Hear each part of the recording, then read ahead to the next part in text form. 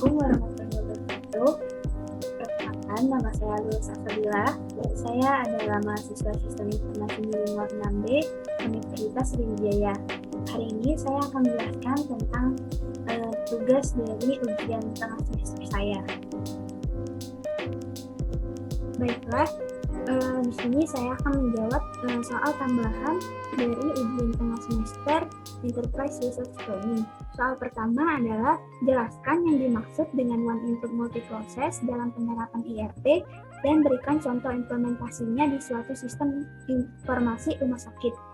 Dan soal kedua adalah salah satu manfaat diterapkannya IRP adalah adanya standarisasi data dan informasi. Jelaskan dan berikan contohnya. Dan soal ketiga adalah berhubungan dengan kasus MRT yang telah diberikan sebelumnya. Nah, untuk jawaban dari soal pertama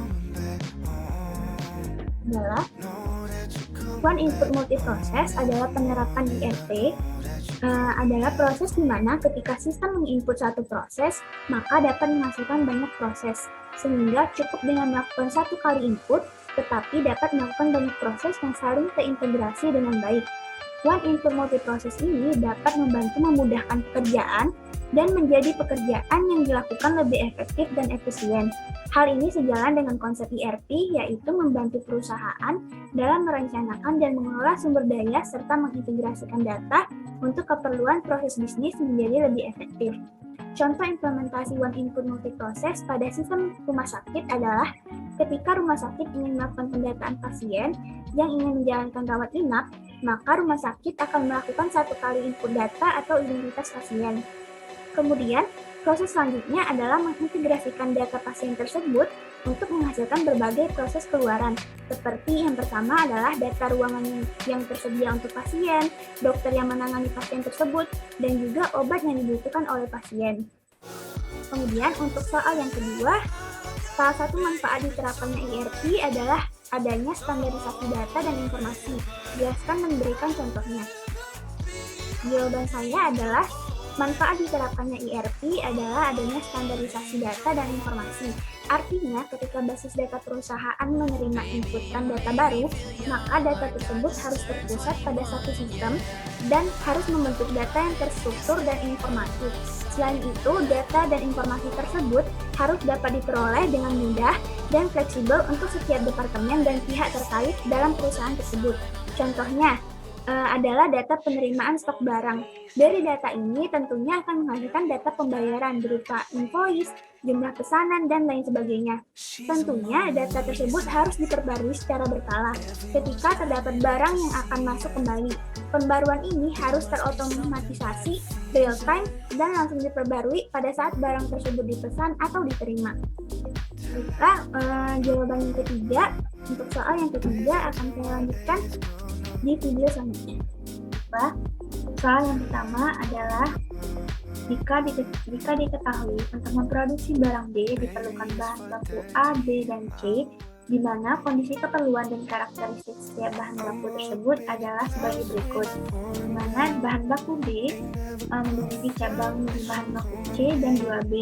Kemudian untuk bahan baku C memiliki cabang di bagian 3A. Selanjutnya, soalnya adalah pertanyaan pertama, untuk masing-masing bahan baku A, B, dan C, tentukan nilai-nilai sebagai berikut. Yang pertama adalah netting, yang kedua loading, tiga offsetting, dan keempat explosion. Dan yang kedua adalah jelaskan kesimpulan saudara dari hasil nomor 1 di atas. Baiklah, untuk penyelesaiannya,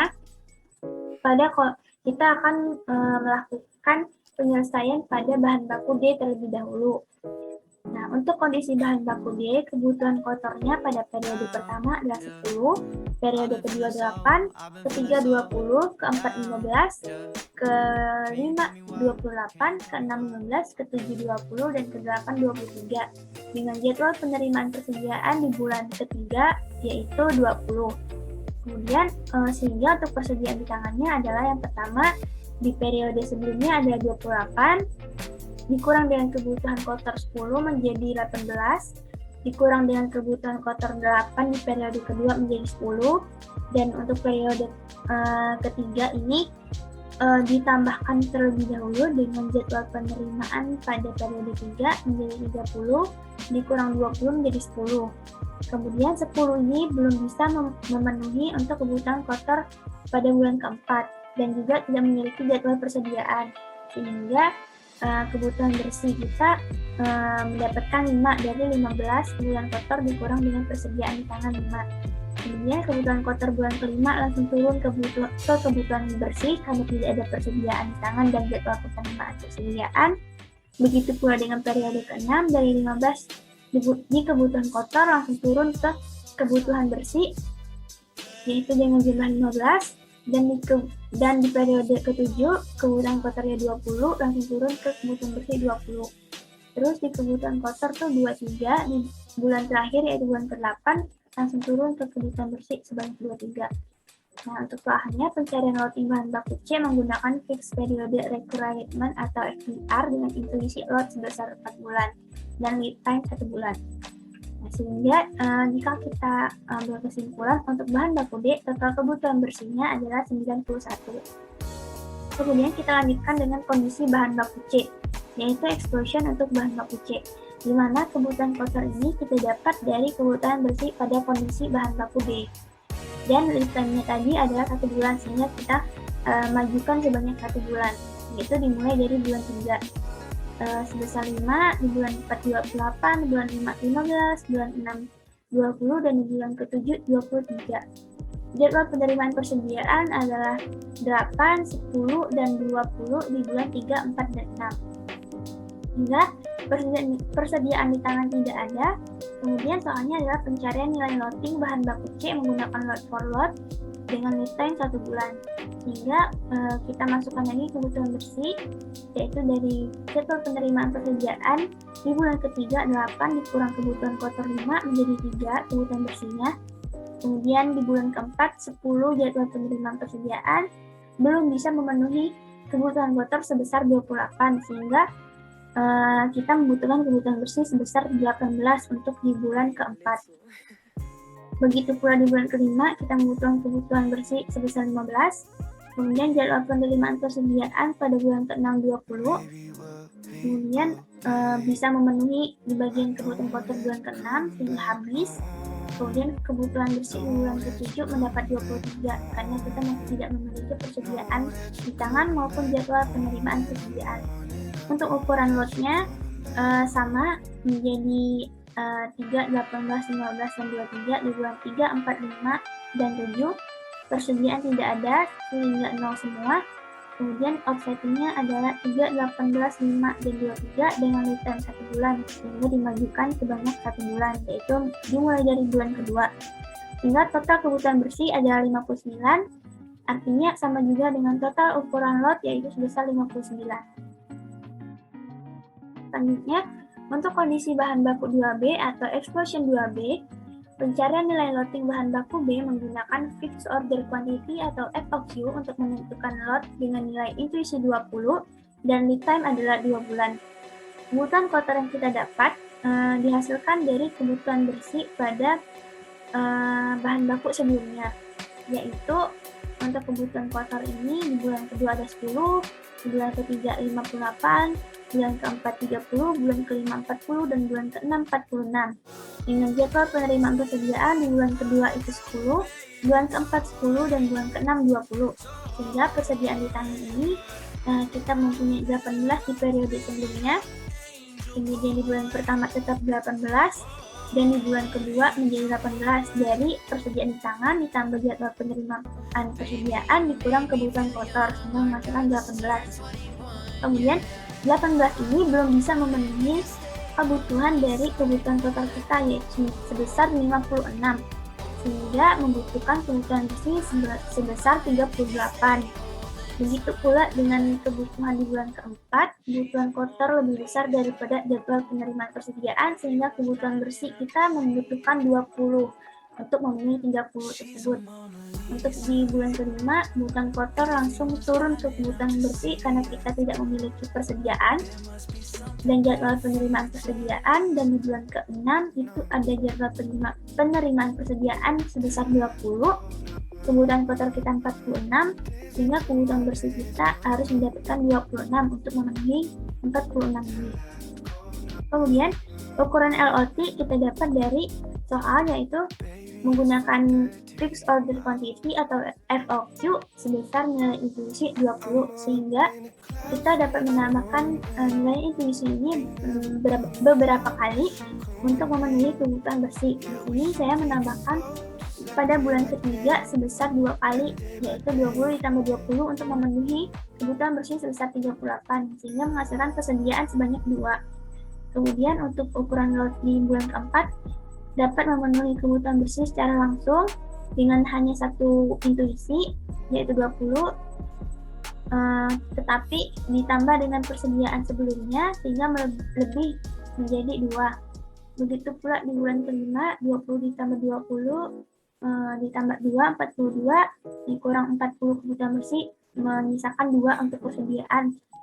Begitu pula dengan yang bulan ke-6 yang terakhir, yaitu 20 tambah 20 ditambah 2, dikurang 26, menyisakan 16 untuk persediaan.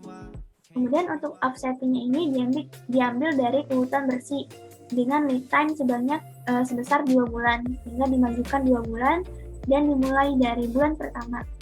Hingga jika disimpulkan, total kebutuhan bersih yang didapat adalah 124, total ukuran lot adalah 140, dan ditambahkan sebanyak 7 kali pada periode 3, 4, 5, dan 6.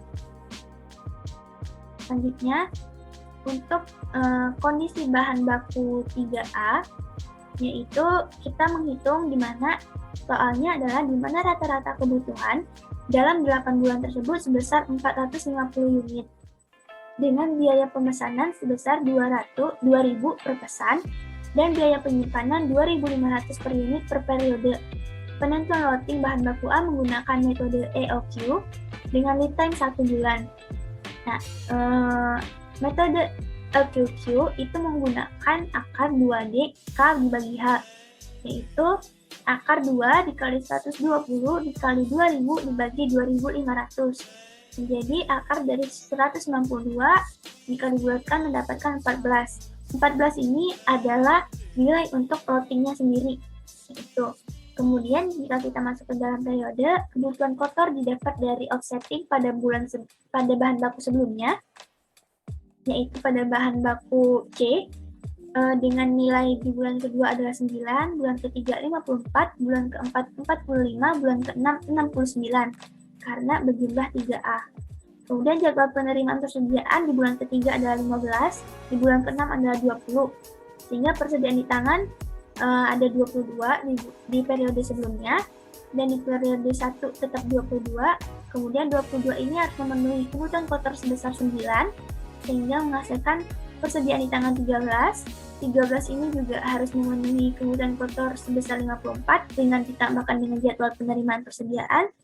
Namun belum bisa menutupi kebutuhan kotor, sehingga kita membutuhkan kebutuhan bersih sebesar 26. Kemudian 45 langsung masuk ke kebutuhan bersih karena tidak memiliki persediaan di tangan dan jadwal penerimaan persediaan. Kemudian untuk di bulan ke-6, kita memiliki jadwal penerima persediaan pada bulan ke-6 itu 20, untuk memenuhi 69 belum mencukupi, sehingga kita membutuhkan kebutuhan bersih sebesar 49 dari 69 dikurang 20. Kemudian untuk ukuran LOT, karena kita tadi sudah mendapatkan 14 untuk ukuran lotnya, sehingga lot ini ditambahkan seberapa banyak kita dapat memenuhi kebutuhan bersih. Di sini untuk bulan ketiga, saya menambahkan 2 kali, yaitu 14 ditambah 14, untuk memenuhi kebutuhan bersih sebesar 26. Sehingga melebihkan 2 untuk persediaan. Kemudian di bulan keempat itu terjadi ukuran lot 14 ditambah 14 ditambah 14 ditambah 14 sebanyak 4 kali dan ditambah 2 untuk memenuhi kebutuhan bersih sebesar 45, sehingga memberikan kelebihan persediaan sebesar 13. Kemudian 13 ini dilanjutkan ke bulan kelima, dan di bulan ke-6 itu harus memenuhi kebutuhan bersih sebesar 49, sehingga 14 ditambah 14 ditambah 14 ditambah 13. Sehingga mendapatkan kelebihan sebesar 6 untuk di persediaan. Untuk offsetting diambil dari kebutuhan bersih dengan lead time 1 bulan, sehingga dimajukan 1 bulan dari kebutuhan bersih, yaitu dimulai dari bulan kedua, yaitu 26, 45, dan 49. Jika disimpulkan, total kebutuhan bersih yang didapat adalah 120, total ukuran lot adalah 126, dan ditambahkan sebanyak 9 kali pada periode 3, 4, dan 6. Kemudian biaya total pemesanan atau berapa kali lot itu 9 dikali 2.000 per pesan sama dengan 18.000. Dengan biaya total penyimpanan 34 dikali 2.500 dibagi per periode sama dengan 85.000, sehingga total biaya secara keseluruhan adalah 18.000 ditambah 85.000 sama dengan 103.000. Baiklah, untuk jawaban dari soal pertama, didapatkan jawaban yaitu bahan baku A, C, dan B. 1. Yang pertama, bahan baku C memiliki total netting dan loading sebesar 59 dengan offsetting pada periode 2, 3, 4, dan 6, serta explosion sebesar C atau 1 kali dari kebutuhan kotor yaitu 3, 18, 15, dan 23.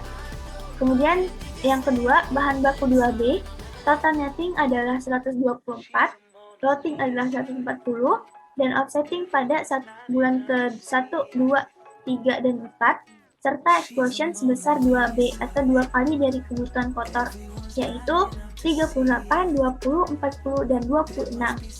Kemudian yang ketiga, bahan baku 3A, netting yang didapat adalah 120, loading sebesar 126, dengan offsetting pada periode 2, 3, dan 4, explosion sebesar 3 kali dari kebutuhan kotor yaitu 3 kali dari 26, 45, dan 49. Kemudian jawaban nomor 2 adalah kesimpulan dari jawaban nomor 1. Di sini saya menyimpulkan bahwa dalam memenuhi produksi bahan baku D, maka dibutuhkan penyelesaian produksi untuk bahan baku C dan A dan B dengan nilai A sebesar 3A sebesar 3 kali dari bahan baku A saja, dan nilai B sebesar 2B yang artinya bahan baku B dibuat 2 kali lebih besar, sehingga total netting, loading, dan explosion yang diperlukan pada setiap produk memiliki perbedaan tersendiri. Pada akhirnya, produk D dapat diproduksi dengan menghasilkan netting sebesar 91. Apabila ditarik kesimpulan bahwa kegiatan mengotomisasikan produksi sesuai dengan tujuan IRP atau mata kuliah Enterprise Research Planning ini terimplementasikan dengan baik pada produksi bahan baku ini. Baiklah, sekian penjelasan dari saya terkait jawaban tentang ujian tengah semester saya.